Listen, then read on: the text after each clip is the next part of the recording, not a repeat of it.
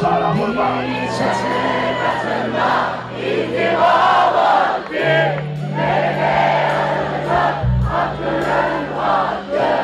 Dinlemedim vaktinde aklı, seni unutmaya çalışma tavarmış maalesef. Bana bıraktıklarında teselli alında, demek ki yolmuştur bitti varmış. Yönete varmış. Yarın hatırına Sorsan ne olur bugün resmi. döndüm bir kere, gitme demem. Alsan ne olur, önüm çoktan yırtılmış bir kere. Yarın hatırına sorsan ne olur, bugün resmi döndüm bir kere. Gitme demem.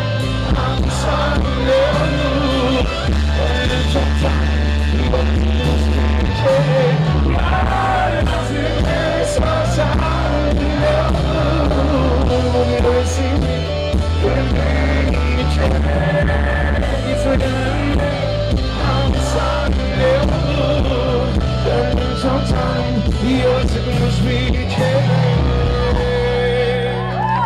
Zihnin çatı katında inziva vakti, nerede aranacak aklının hakkı. Dinlemeliydim vaktinde aklı, seni unutmaya çalışma tavarmış maalesef. Bana bıraktıklarında teselli alında, demek ki elleri boş dönmekte varmış. Bugünleri görmekte varmış. Nasıl? Sorsan ne olur,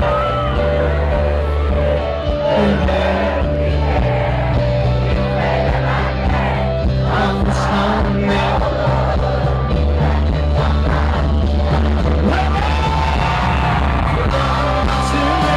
Sorsan ne olur,